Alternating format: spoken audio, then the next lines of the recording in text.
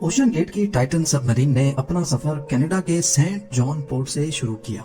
जिस लोकेशन पे इसको ओशन के अंदर डाइव करना था, ये सेंट जॉन से 700 किलोमीटर दूर नॉर्थ अटलांटिक ओशन में वाक़ है और इसी पॉइंट पर ठंडे पानी के नीचे ओशन की गहराइयों में टाइटैनिक का शिप रेक भी मौजूद है।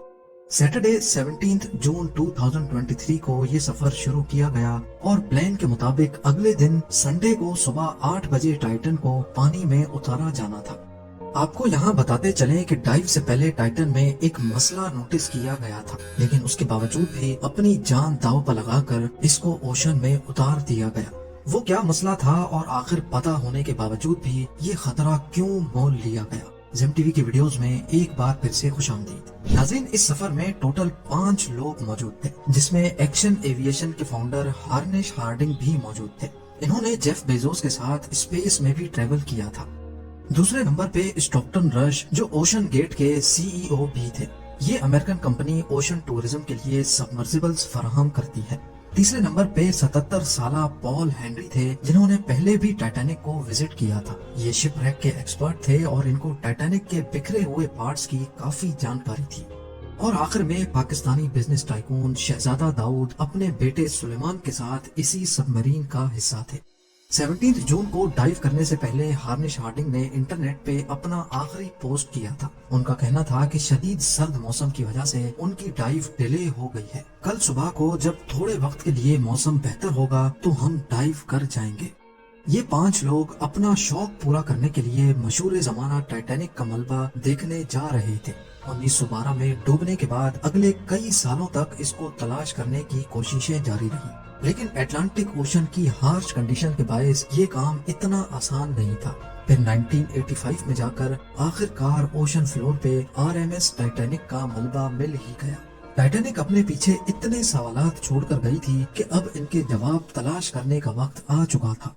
दर्जनों एक्सपेडिशंस अरेंज किए गए, जिसमें अलग अलग कंट्रीज के एक्सपर्ट्स और रिसर्चर्स ने टाइटैनिक शिप रैक का रुख किया। Canadian film maker James Cameron ने 1995 में टाइटैनिक के मलबे के दर्जनों दौरे किए और फिर 1997 में टाइटैनिक मूवी रिलीज की गई। रही सही कसर टाइटैनिक मूवी की कामयाबी ने पूरी कर दी। इसने इतनी धूम मचाई कि अब टाइटैनिक के मलबे को खुद जाकर देखना करोड़ों लोगों का ख्वाब बन गया। यानी ये काम अब सिर्फ रिसर्च के मकसद तक ही महदूद नहीं, बल्कि शिप रैक साइट पर टूरिस्ट भी जाना शुरू हो गए। कहा जाता है कि ओशन की गहराई तक जाना स्पेस में जाने से भी ज्यादा मुश्किल है और इसकी सबसे बड़ी वजह है पानी का प्रेशर। टाइटैनिक शिप रैक समंदर की सतह से 4000 मीटर यानी 4 किलोमीटर नीचे है। इस गहराई को इमेजिन करना हो तो आप बुर्ज खलीफा को देखें और समझ लें कि टाइटैनिक का मलबा समंदर में करीब 5 टाइम्स बुर्ज खलीफा की हाइट जितना नीचे है। इस गहराई में पानी का प्रेशर 5800 psi होता है। ये उतना ही प्रेशर होगा कि इंसान के पूरे जिस्म पर नहीं, बल्कि सिर्फ 1 स्क्वायर इंच के हिस्से पर एक पूरा हाथी खड़ा कर दिया जाए। तो अब आप अंदाजा लगा लें कि एक सबमरीन में कितने स्क्वायर इंच होंगे और उस पर कितना ज्यादा प्रेशर पड़ता होगा। खैर, संडे 18 जून 2023 दोपहर को 12 बजे सबमरीन का सफर स्टार्ट हुआ। नॉर्मली टाइटैनिक तक पहुंचने में 2 घंटे लगते हैं, लेकिन 1 घंटे 45 मिनटों के बाद ही मदरशिप पोलर प्रिंस, जो के ऊपर वेट कर रही थी, उनका सबमरीन से राब्ता टूट गया। अगर 2 घंटे टाइटैनिक तक पहुंचने में लगने थे तो सिर्फ 15 मिनट पहले राब्ता टूटने का मतलब है कि सबमरीन टाइटैनिक के काफी करीब पहुंच चुकी। समंदर की इस गहराई में सूरज की रोशनी पहुंचना नामुमकिन है और यहाँ हर वक्त इंतहाई सख्त अंधेरा होता है। इतनी गहराई में वायरलेस सिग्नल का टूटना एक नॉर्मल बात होती है, लिहाजा पहले इस बात को ज्यादा सीरियस नहीं लिया गया। ये पूरा ट्रिप टोटल 7 घंटों का था। 12 बजे से लेकर शाम को 7 बजे इनको वापस लौटना था, लेकिन जब शाम 7 बजे तक भी टाइटन से कोई राब्ता ना हुआ और ना ही वो वापस लौटी, तो अब ऊपर खड़ी मदरशिप में मौजूद क्रू के पसीने छूटना शुरू हो गए।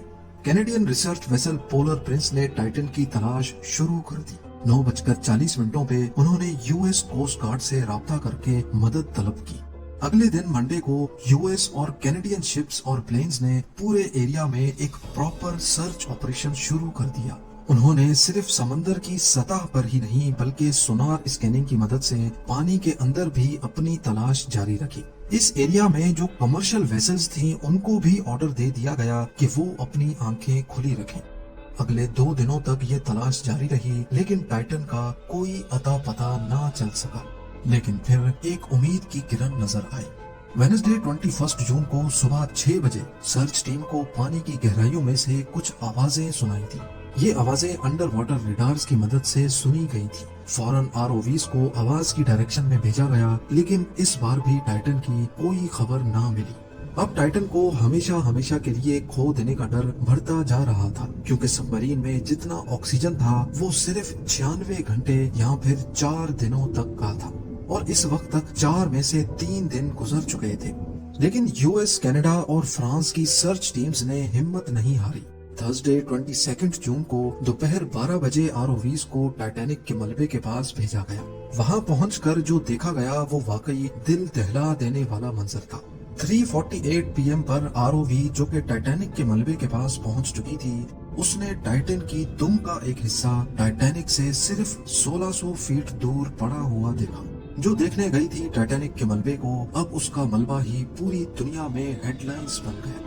इसका सिर्फ एक ही मतलब है कि सबमरीन पानी का प्रेशर बर्दाश्त ना कर सकी और समंदर की गहराइयों में ही फट गई। इस खबर ने पूरी दुनिया में जैसे हलचल सी मचा दी। ओशन गेट की सेफ्टी पर कई सवाल खड़े किए जाने लगे।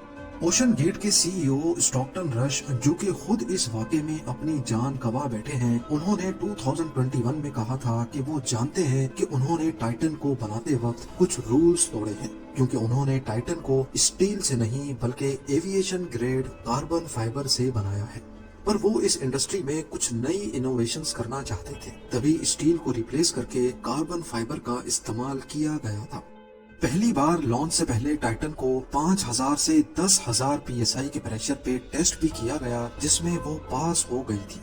पर एक्सपर्ट्स का मानना है कि ओशन के अंदर हजारों किस्म की ताकतें सबमरीन पर पड़ती हैं, जिसमें न सिर्फ प्रेशर बल्कि पानी का बहाव भी होता है, जो कि लहरों की वजह से पैदा होता है। इसके अलावा अंधेरे की वजह से ये भी हो सकता है कि कोई भारी पत्थर या फिर समंदरी मखलूक सबमरीन से टकराई हो। कुछ भी हो, टाइटन की तबाही की एक वजह तो इसका कार्बन फाइबर का हल था, लेकिन दूसरी वजह इसमें पहले से मौजूद क्रैक्स भी थे। जी हाँ, टाइटन सबमरीन 2019 में कार्ल स्टैनले नामी एक बिजनेसमैन को भी लेके गई थी, और उस वक्त भी उसको ओशन गेट के सीईओ ही ऑपरेट कर रहे थे। कार्ल ने बताया कि उस सफर के दौरान जब वो नीचे जा रहे थे तो उनको टाइटन की बॉडी में से क्रैकिंग की आवाज सुनाई दी थी। One point, I was actually even able to drive the submarine towards deeper water by the sound of the cracking getting louder. उस वक्त उन्होंने इस आवाज पर ज्यादा ध्यान नहीं दिया, क्योंकि उनको ओशन गेट के सीईओ, जिन्होंने खुद ये सबमरीन डिजाइन की थी, उन पर पूरा भरोसा था। लेकिन इस हादसे के बाद उन्होंने CNN को बताया कि शायद वो आवाज इस बात की वार्निंग थी कि टाइटन की बॉडी पानी का प्रेशर बर्दाश्त नहीं कर पा रही। अगर ये बात सच है तो इसमें कोई शक नहीं कि टाइटन की बॉडी में क्रैक्स पड़ना पहले से शुरू हो गए थे। 2018 में ओशन गेट के एक एग्जीक्यूटिव ने टाइटन की कार्बन फाइबर बॉडी के खिलाफ आवाज उठाई थी। उनका कहना था कि ये मसला सबमरीन के फटने से सिर्फ चंद मिली सेकेंड्स पहले पता पड़ेगा, और हकीकत में भी ऐसा ही हुआ। जिस गहराई में टाइटन फटी है, एक्सपर्ट्स का कहना है कि उसको फटने में सिर्फ 0.3 सेकंड्स लगे होंगे। उम्मीद है ज़ेम टीवी की ये वीडियो भी आप लोग भरपूर लाइक और शेयर करेंगे। आप लोगों के प्यार भरे कमेंट्स का बेहद शुक्रिया। मिलते हैं अगली शानदार